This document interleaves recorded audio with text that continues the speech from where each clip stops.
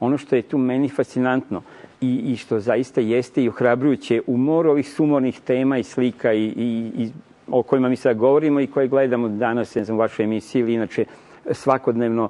na ekranima. A to je, dakle, to da ovaj narod može neki način da premaši sebe, može da bude bolji nego što sam o sebi misli, nego što njegovi mediji, kako ga njegovi mediji predstavljaju. I patrijarh Pavle je očigledno bio neko koji je umeo, i evo vidite, oko toga ćemo se složiti, ne samo mi ovdje u studiju, koji je umeo da podstakne u svima ono najbolje. Dakle,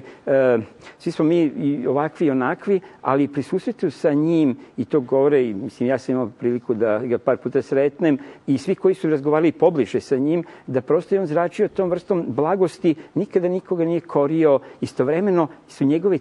tih glas, njegove reči se odjekivale mnogo snažnije od silnih gromoglasnih govora i parola. Taj mir, to dostojanstvo, rekao bih, ta svečana tuga koja je tada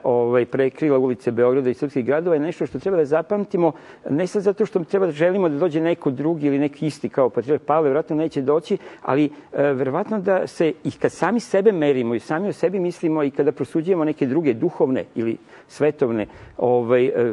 lidere, kako se to kaže, da ih barem malčice merimo i tim aršinom koji nam je pokazao patrijarh Pavle.